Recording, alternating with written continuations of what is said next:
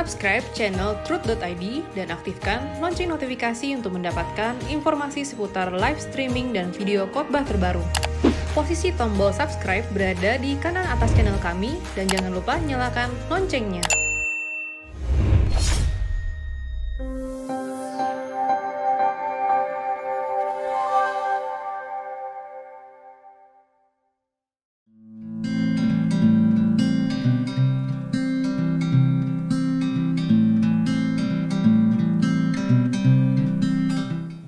Shalom saudara, episode ke-65 Anda bertanya Alkitab menjawab.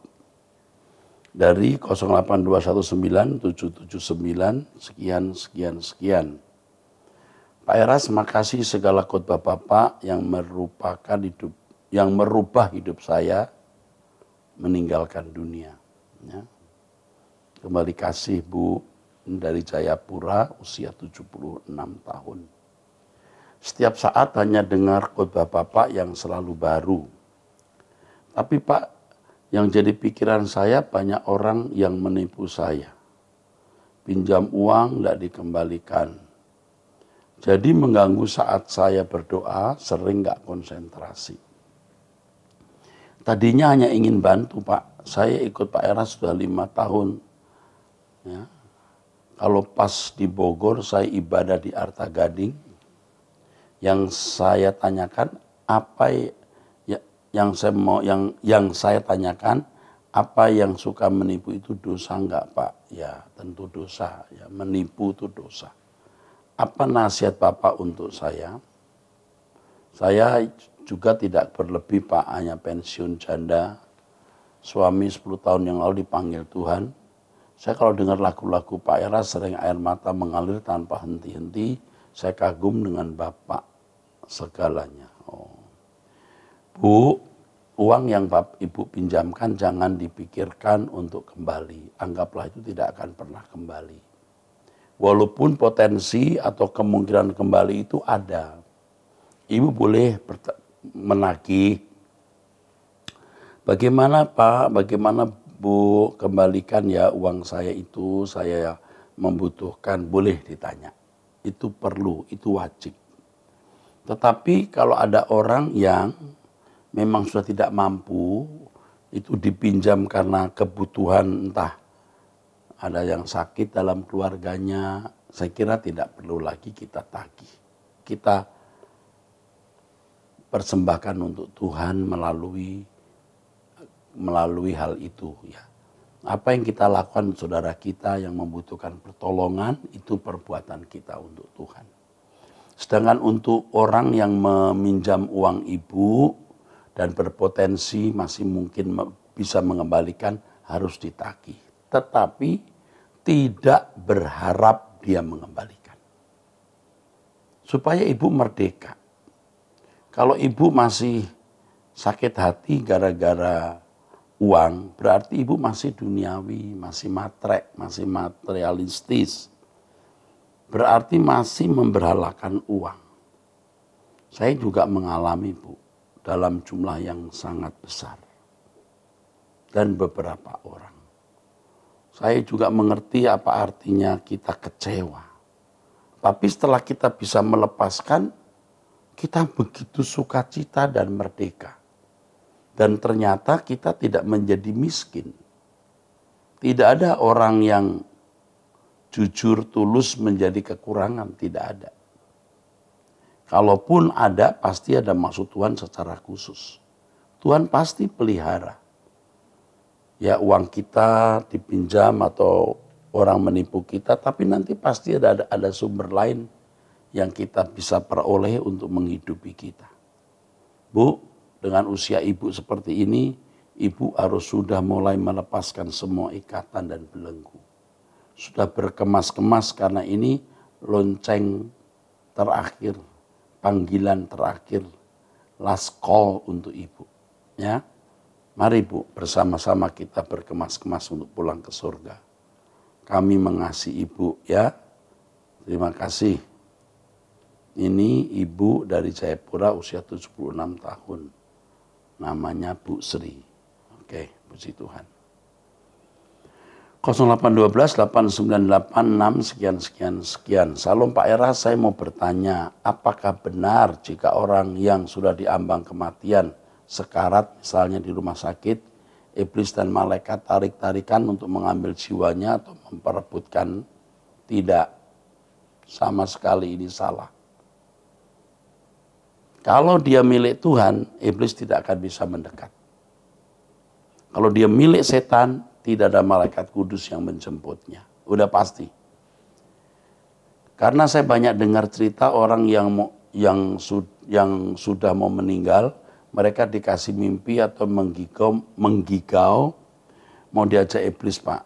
Saya sudah banyak sekali mendengar cerita itu, tapi saya yakin kalau kita bergaul dengan Tuhan, kita pasti langsung dijemput Tuhan lah ya Pak.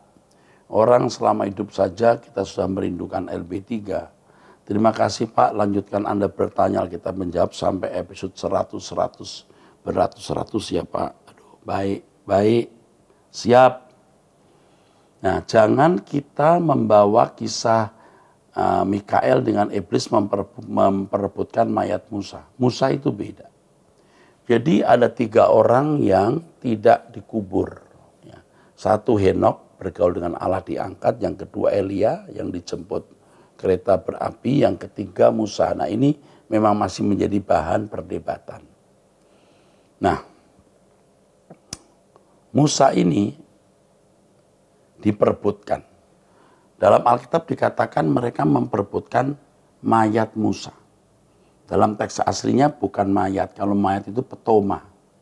Tapi yang diperebutkan itu soma, tubuhnya. Karena semua manusia yang pernah hidup sebelum zaman Yesus itu ditawan oleh kuasa gelap. Makanya ia minta ini. Musa, Henok bergaul lenyap, Elia sampai dijemput dengan kereta berapi. Sampai dijemput. Kalau sampai digunakan kata kereta berapi, pasti ada sesuatu untuk melindungi Elia dari iblis yang mau mengambilnya. Bisa kemungkinan. Yang ketiga Musa diperebutkan. Nah, setelah Yesus mati, turun ke kerajaan maut, yang dikatakan menginjil, itu nama sebenarnya artinya kerukso, to proclaim, memproklamirkan darahnya yang ditumpahkan, maka ada kebangkitan pertama. Orang-orang bangkit. Dan itu kebangkitan untuk orang-orang saleh. Ya. Dibawa ke surga. Dalam kitab Efesus dikatakan, tawanan-tawanan dibawa ke surga. Ini saya memberikan summary ya, ringkasan. Nanti secara detailnya kita akan bahas ketika kita bicara mengenai hal ini secara khusus. Saya kira hanya itu yang saya bisa sampaikan. Jadi orang yang diambang maut itu pasti sudah ada dalam satu posisi tertentu. Di kutub tertentu. Kutubnya Tuhan atau kutubnya kuasa gelap. Oke, 0813 7659 sekian. Salam Pak Eras, saya mau bertanya. Apakah orang yang penuh Roh Kudus harus disertai dengan tanda-tanda karunia roh?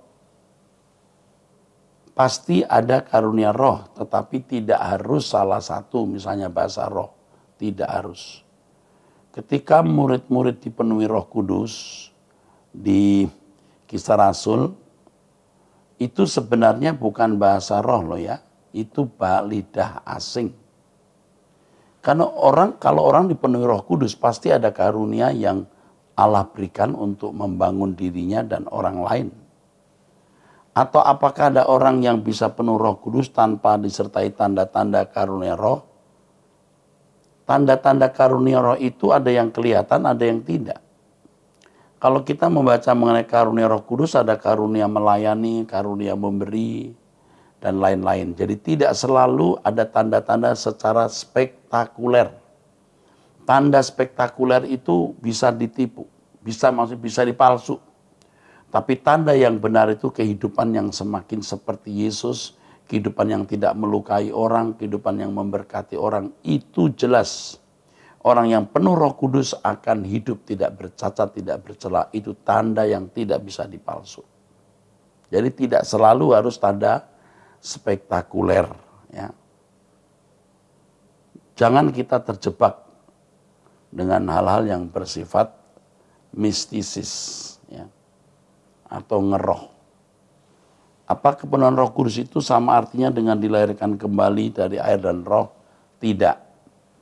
Kepenuhan roh itu bisa dua jenis. Satu secara temporal, yang kedua secara permanen. Yang secara temporal biasanya pada saat di mana Allah sedang melawat seseorang atau satu komunitas dengan tanda-tanda spektakuler pada umumnya. Ada bahasa roh, ada nubuatan, ya, atau kesembuhan mujizat. Tapi itu temporal. Temporal itu tidak menjamin seseorang setia sampai akhir. Tetapi tanda yang permanen adalah ketika seseorang sepikiran, seperasaan dengan Allah. Kalau saya boleh meminjam kalimat ya saudara, kebenaran Alkitab itu pikiran roh Allah. Jadi kalau seseorang dipenuhi Roh Kudus, dia memiliki pikiran kebenaran. Dan hidupnya sesuai dengan pikiran perasaan Allah. Ini kepenuhan secara permanen. Yang ini tidak akan membuat seseorang berbuat dosa dan tidak mungkin seseorang terhilang.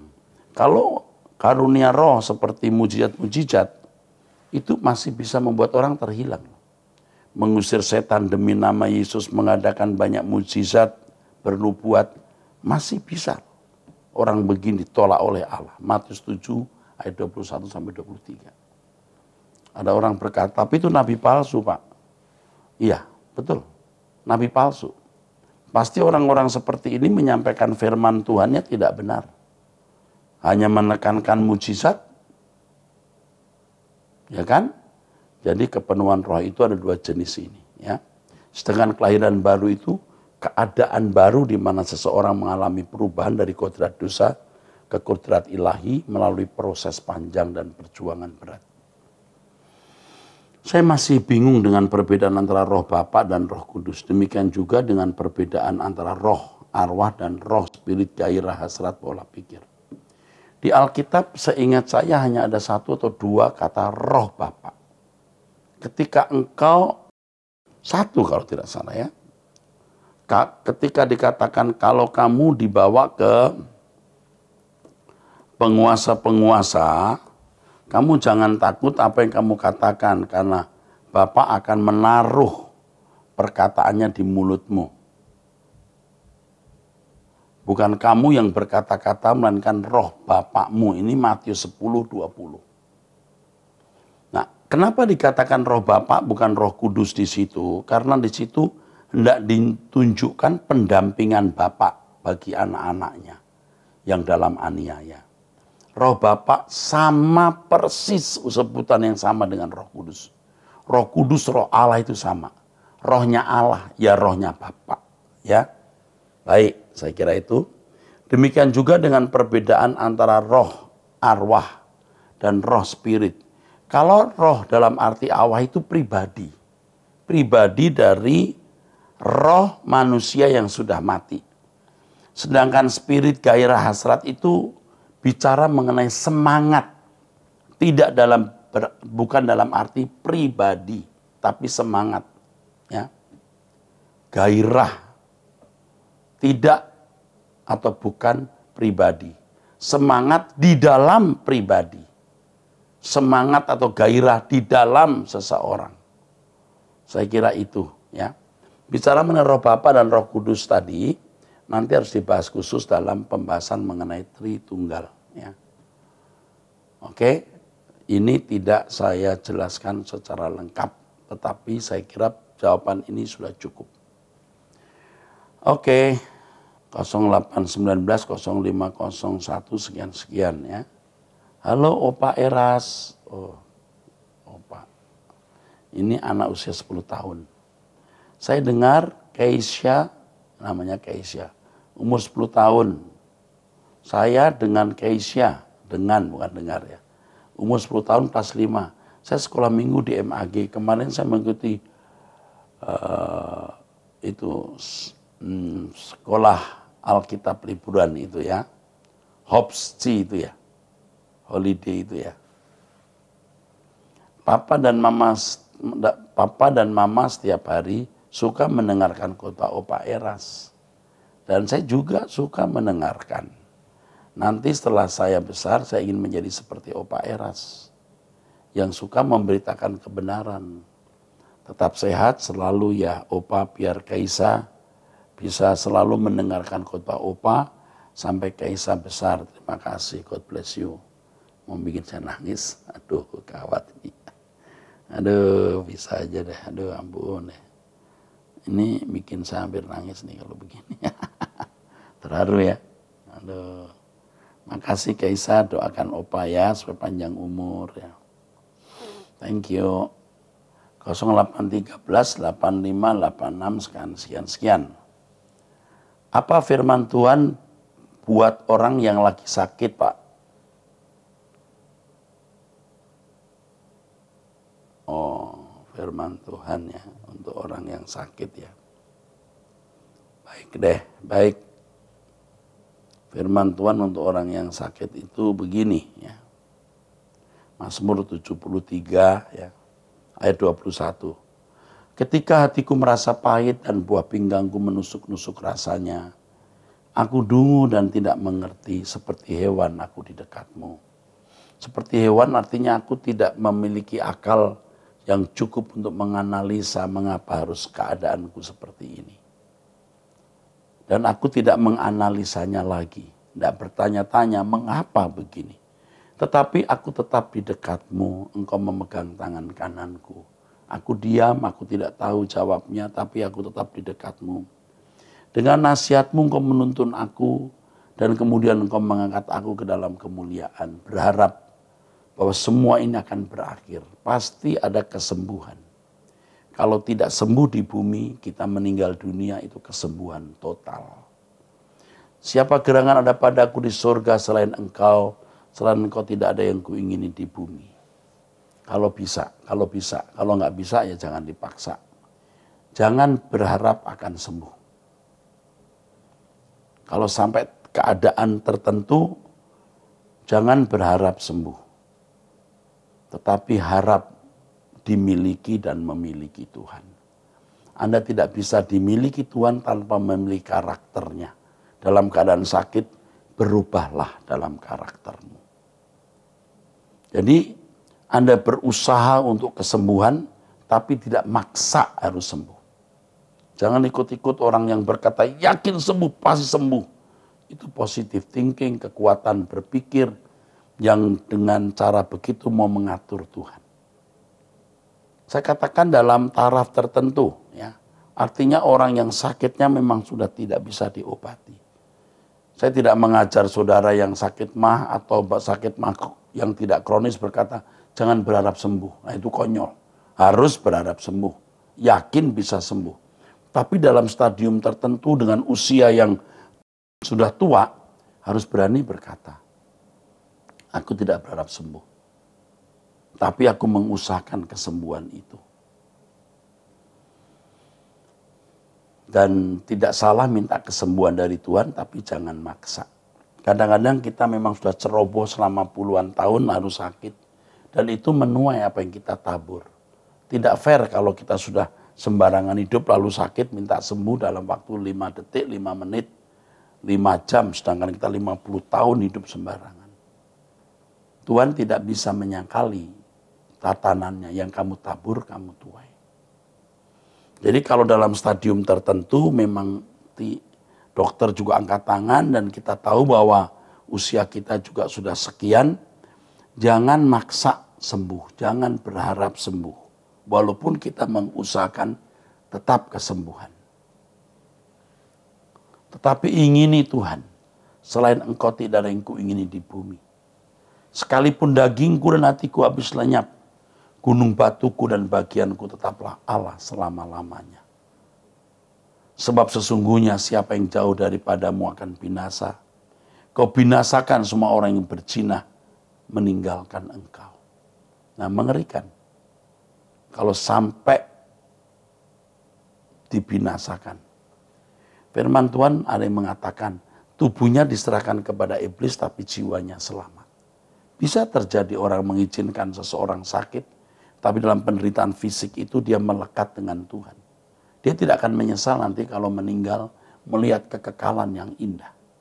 Jangan-jangan dia berkata, kenapa sakitnya baru 2 tahun ini, kenapa enggak 20 tahun yang lalu, akan bisa lebih melekat dengan Tuhan. Tetapi tentu itu konyol. 2 tahun cukup, 2 bulan cukup. Tergantung kebijakan Tuhan dan kecerdasannya mengatur segala sesuatu. Tetapi aku suka dekat pada Allah. Aku menaruh tempat perlindunganku pada Tuhan Allah, supaya dapat menceritakan segala pekerjaannya. Tempat perlindungan bukan hanya dari sakit penyakit, tetapi terutama dari kebinasaan. Ya, terutama dari kebinasaan.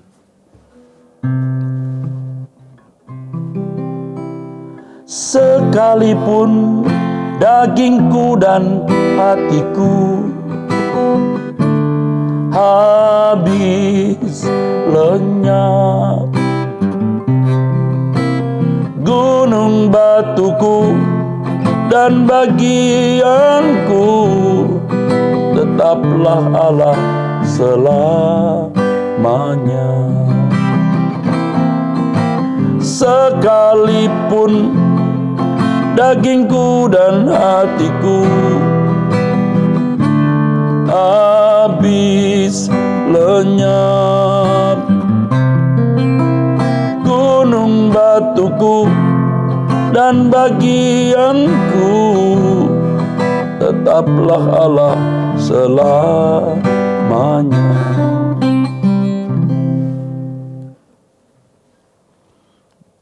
Dengan mengalami penderitaan fisik, banyak duduk diam di kaki Tuhan, mendengarkan khotbah, Anda akan lebih mendekat dan melekat kepada Tuhan. Ya Bu, ya Pak. Jadi, kadang-kadang orang yang patah hati dengan dunia, seperti sakit, tidak sembuh-sembuh, jatuh miskin, ya, difitnah masuk penjara, lebih ringan, lebih gampang, lebih mudah untuk dibawa terbang ke surga. Ya, puji Tuhan. Sebaliknya orang yang nyaman hidup, berlimpah harta, susah, sukar masuk kerajaan surga. 085946 355 sekian-sekian. Salam Pak Era, saya ingin tanya mengapa keinginan untuk melakukan hubungan seks dengan pasangan semakin berkurang. Karena saya lebih fokus untuk hidup suci. Jadi tidak selalu memikirkan keinginan seks. Seandainya saya berhubungan pun hanya sekedar melayani kebiasaan pasangan saja. Bagaimana tanggapan Bapak? Yang pertama, kita bisa melihat dari kausalitas fisik. Ya. Kalau bagi ibu-ibu ya, ada masa-masa di mana menjadi frigid karena hormon, bisa karena konflik-konflik ketidakpuasan terhadap pasangan membuat seseorang tidak lagi bergairah melakukan hubungan seks dengan pasangannya. Itu bisa. Jadi hormon bisa, karena faktor usia bisa, bagi pria dengan faktor-faktor prostat misalnya dan berbagai penyakit lain bisa, darah kental, lalu tidak bisa ereksi, ya faktor kesehatan. Jadi faktor hormon bisa, faktor usia, fisik, penyakit. Lalu yang juga termasuk dominan itu faktor konflik. Jadi tidak ada satu keharmonisan. Ini juga bisa membuat seorang tidak memiliki gairah seks dengan pasangannya. Tapi yang saya tidak mengerti kenapa fokus untuk hidup suci lalu tidak memikirkan seks, lalu tidak bertanggung jawab terhadap pasangannya. Ini salah. Saudara, hidup suci itu makin sayang pasangan. Justru mungkin mestinya Kalau tidak ada faktor-faktor tadi, gairah seks seseorang malah bertambah. Abraham itu di hari tuanya masih bercumbu dengan Sarai loh. Itu satu bentuk ya kenyataan bahwa bisa. Lalu melakukan hubungan seks sekedar melayani ini juga sebenarnya tidak benar. Tidak ada kasih. Seperti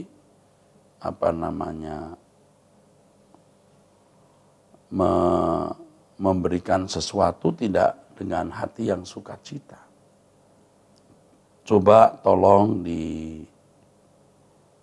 direnungkan kembali nasihat saya ini ya. Kalau kita tambah suci terhadap pasangan itu pasti malah tambah bergairah. Mesti walaupun sudah tua itu ada gairah. Ya. Mestinya begitu. Jadi kasihan kalau kita punya pasangan lalu tidak kita layani kan jadi mestinya kasihan. Kalau kita punya belas kasihan karena kita tambah hidup suci, pasti kita mau melayani dengan tulus. Ya. Kalau kita melayani karena terpaksa, ya harus melayani, jadi itu egois namanya. Ya.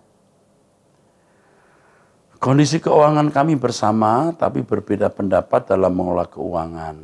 Kalau yang disarankan jelas bisa membuat rugi keuangan, tapi diperingatkan tidak mau mendengar malah bertengkar. Bagaimana Pak? Nah, ya kan? Ini kan pasti tidak ada keharmonisan. Kondisi keuangan kami bersama, tapi berbeda pendapat dalam mengelola keuangan. Beda pendapat maksudnya bukan beda pendapatan. Kalau yang disarankan jelas bisa membuat rugi keuangan, tapi diperingatkan tidak mau mendengar malah bertengkar. Bagaimana Pak? Ini biasanya yang bicara ini perempuan ini wanita nih, ibu nih yang bicara ya, biasanya nih. Tidak disebutkan memang ibu atau bapak. Seringkali bapak tidak mau mendengar, ya malah bertengkar. Nah, iya ini. Jadi yang membuat akhirnya tidak memiliki keharmonisan, hubungan seks juga tidak menjadi baik karena perbedaan-perbedaan seperti ini. Tetapi saya tidak bisa menyalahkan terlalu berat. Ya. Karena memang kalau suami kadang-kadang tidak mau mengerti, istri juga jadi tawar terhadap suami. Lalu melayani ya akhirnya melayani seks ya asal melayani saja daripada tidak, nanti lebih berat berantem. Nah itu ya. Oke, saya sarankan ibu berdoa minta hikmat Tuhan bagaimana menghadapi masalah ini. Atau kalau ini bapak berdoa minta hikmat Tuhan ya. Tuhan pasti pimpin.